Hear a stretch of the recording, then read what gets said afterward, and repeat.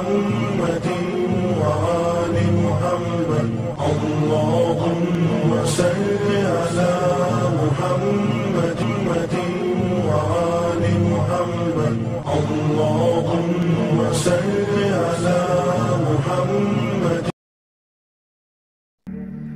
লোভে পাপে মৃত্যু, এই সম্পর্কে একটি ঘটনা আপনাদেরকে শোনাই।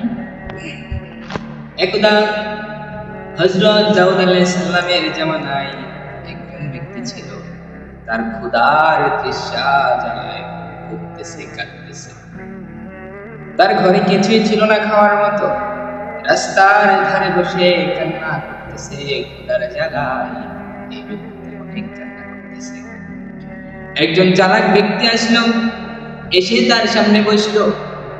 বসার পর তার সামনে বসে ডিম ছুলতেছে, ডিম খাচ্ছে নিজেই।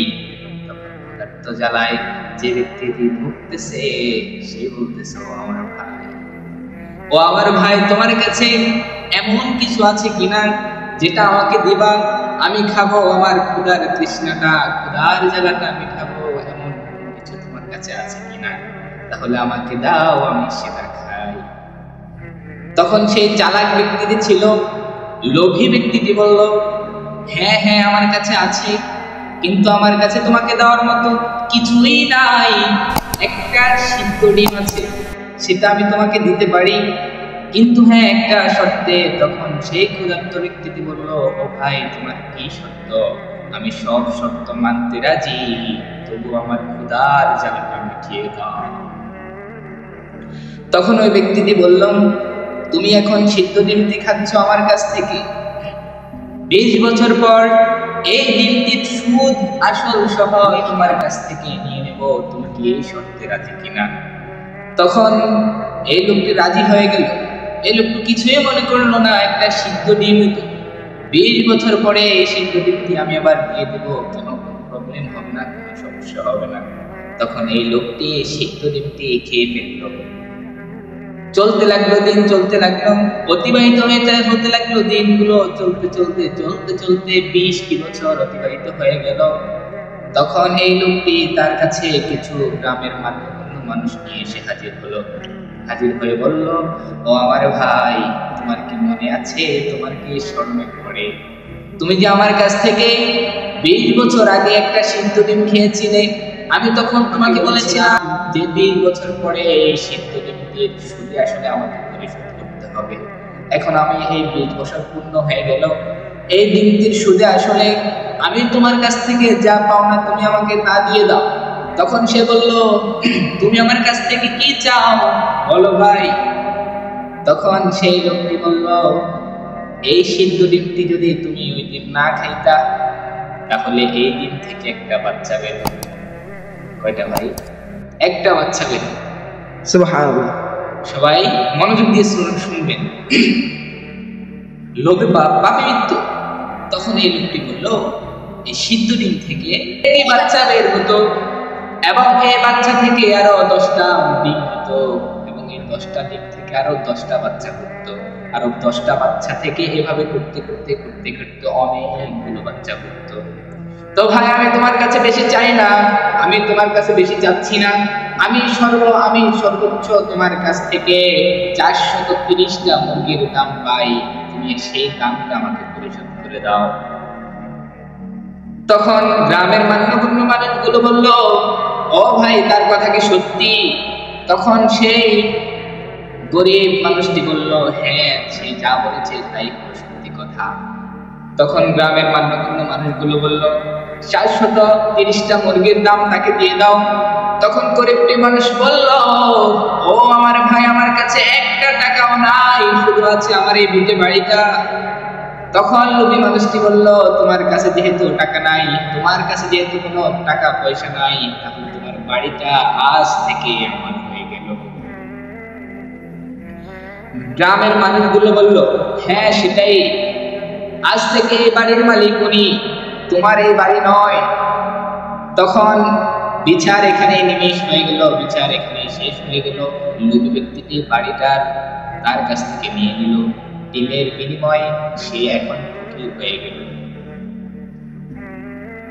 তখন দাউদ আলাইহিস সালামের সন্তান হযরত সুলাইমান আলাইহিস সালাম একদিন ঘোড়ার মধ্যে আরোহণ করলো, রওনা করলো, সফরে বের হয়েছে। তখন ঘোড়ার মধ্যে রওনা করার পরে একটা লোককে রাস্তার মধ্যে পড়ে দেখলো। তখন সেই লোকটা কাঁদতেছে, কাতর অবস্থায় জীর্ণ শীর্ণ কাপড় পরে রাস্তার মধ্যে কাঁদতেছে কাঁদতেছে, আল্লাহ আল্লাহ বলে ডাকতেছে। হযরত সুলাইমান আলাইহিস সালাম ঘোড়া থেকে নেমে দেখলো এই লোকটিকে। তখন বলল, ভাই তোমার পরিচয় কি? তখন বলল, ও হযরত, আমার একদিন সবকিছু ছিল, কিন্তু একটা ডিমের বিনিময়ে, একটা ডিমের কারণে আমার ধন সম্পদ সবকিছু শেষ হয়ে গেল। আজকে আমি পথের ভিখারি হয়ে গেলাম, আমার আজকে কিছুই নেই, খালি হাতে ফিরে চলে আসলাম।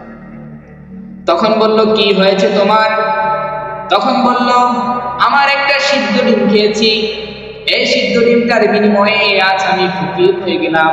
হযরত সুলাইমান আলাইহিস সালামকে সম্পূর্ণ ঘটনাটা, সম্পূর্ণ স্টোরিটা ওই লোকটা খুলে বলল। খুলে বলার পরে হযরত সুলাইমান আলাইহিস সালাম এই লোকটাকে নিয়ে তার বাসায় নিয়ে গেল। নিয়ে যাওয়ার পরে তাকে সুন্দর কাপড় চোপড় পরিধান করালো, গোসল করালো, তার সাথে সব বিষয় শেয়ার করলো। তখন হযরত সুলাইমান আলাইহিস সালাম বলতেছে, তোমার সমস্যার সমাধান হবে, তুমি কি একটা কাজ করতে পারবা? তখন বলে, কি কাজ? ও জনাব, আপনি আমাকে বলেন, আমি সব কিছু করতে রাজি। তখন হযরত সুলাইমান আলাইহিস সালাম বললেন, তুমি আগামীকাল সকালে আমার বাবার রাজপ্রাসাদ যাবা। কার রাজপ্রাসাদ? রাজপ্রাসাদ কার? হযরত দাউদ আলাইহিস সালাম। হযরত দাউদ আলাইহিস সালামের রাজপ্রাসাদ। বলতেছে সুলাইমান আলাইহিস সালাম লোকটাকে বলতেছে, তুমি গত আগামীকালকে সকালে আমার বাবার রাজপ্রাসাদে যাবা। রাজপ্রাসাদে গিয়ে সিদ্ধ ধান নিয়ে সম্পূর্ণ রাজপ্রাসাদে সিদ্ধ ধানগুলো ছিটিয়ে দিবা, আর শুধু বলতে থাকবা, এই ধান থেকে ধান গাছ হবে। কি গাছ হবে? ধান গাছ। এই ধান থেকে ধান গাছ হবে। যদি এই কথা তুমি বলতে পারো, তোমার পিছনে যা তুমি হারিয়ে ফেলেছ, যত ধন সম্পদ হারিয়ে ফেলেছ, সবগুলো তুমি ফিরে পাবা। বলতে পারবা এই কথাটা? তখন এই লোক বলতেছে, অবশ্যই বলবো আমি, কেন নয়? যদি এই কথার বিনিময়ে আমার ধন সম্পদগুলো চলে আসে, আমি যদি আমার আগের স্থানে ফিরে যাই, অবশ্যই আমি এই কথাটা বলতে রাজি। তখন একটু ভেবে দেখেন, তখনের জামানায় রাজার রাজপ্রাসাদে গিয়ে এত বড় স্পর্ধা, এত বড় পরিচয়কে হয় যে রাজার রাজপ্রাসাদে গিয়ে ধানগুলো ছিটিয়ে দিবে আর এই কথাটা বলতে। কিন্তু ওই লোকটা তখন বলেছে, যখনই সকাল হয়ে গেল, এই লোকটা হযরত দাউদ আলাইহিস সালামের রাজপ্রাসাদে গেল। গিয়ে তার যে ধানের ঝুড়িটা রয়েছে, এই ধানের ঝুড়ি থেকে ধানগুলো রাজপ্রাসাদের মধ্যে ছিটতেছে আর বলতেছে, এই ধান থেকে ধান গাছ হবে, এই ধান থেকে ধান গাছ হবে। তখন রাজ্যের মধ্যে যত মন্ত্রী মহোদয় ছিল, সবাই বলতেছে, এই লোক পাগল হয়ে গেছে, এই লোকের মাথায় ডিস্টার্ব আছে। যদি এই লোকের মাথার মধ্যে সমস্যা না থাকে, কেউ কি বলতে পারে সিদ্ধ ধান থেকে ধান গাছ আসা, সিদ্ধ ধান থেকে ধান গাছ হবে, এই কথা কেউ বলতে পারে না যদি মাথায় মধ্যে সমস্যা না থাকে। তৎক্ষণাৎ হযরত সুলাইমান আলাইহিস সালাম এসে বলল, ও বাবা, তুমি তো একদিন একটা বিচার করেছিলে, প্রায় 20 বছর পূর্বে তুমি একটা বিচার করেছিলে, যদি সিদ্ধ ধান থেকে ধান গাছ না আশা করা যায়, তাহলে সিদ্ধ ডিম থেকে কিভাবে মুরগির বাচ্চা আশা করা যায়? আল্লাহু আকবার। যদি সিদ্ধ ধান থেকে ধান গাছ না আশা করা যায়, সিদ্ধ ডিম থেকে কিভাবে ডিম গাছ আশা করা যায়? তখন রাজ্যের সব মানুষগুলো একদম হতভম্ব হয়ে গেল, আশ্চর্য হয়ে গেল, হযরত সুলাইমান আলাইহিস সালাম কি বলতেছে।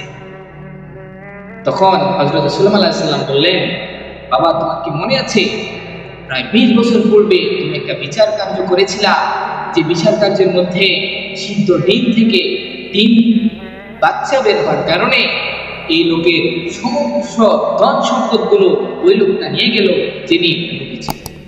তখন হযরত দাউদ আলাইহিস সালাম বুঝতে পারলেন, হ্যাঁ তাই তো, ওই লোককে ডেকে আনো। সাথে সাথে বলল, ওই লোকটাকে ডেকে আনো, ডেকে নিয়ে আসো আমার কাছে। তখন ওই লোকটাকে ডেকে আনার পরে বলল, তুমি যে সিদ্ধ ডিম ওনার কাছে দিলা, উনি সেটা খাইলো, খাওয়ার পরে তুমি এটার থেকে 20 বছর পরে ওনার কাছ থেকে সুদে আসলে ওনার জায়গা সম্পত্তি সবগুলো কেড়ে নিলা, এটা তো তুমি ঠিক করলা না, তুমি লোভ করলা। এই লোভ করার কারণে যেই ধন সম্পদগুলো তার কাছ থেকে নিয়েছ সেগুলো তাকে তো দিবাই, তোমার যে ধন সম্পদগুলো আছে সেটাও তাকে দিয়ে দিবা। সুবহানাল্লাহ, আসতে বলবেন, আচ্ছা বাসায় গিয়ে সুবহানাল্লাহ বলবেন। তাহলে আমরা এই ঘটনা থেকে কি শিখতে পারি? আমরা এই ঘটনা থেকে শিখতে পারি লোভ করা যাবে না। লোভ করলে হিংসা অহংকার পতন করে দেয়। হিংসা অহংকার পতনের মূল। ভাই, আপনাদেরকে আমি রিকোয়েস্ট করতেছি, ভাই কেউ লোভ অহংকার হিংসা এগুলো থেকে আমরা সবাই বিরত থাকি। আল্লাহ পাক রব্বুল আলামিন যেন আমাদের সবাইকে সঠিক বুঝার তৌফিক দান করেন। ওয়া আখিরু দাওয়ানা আলহামদুলিল্লাহি রাব্বিল আলামিন।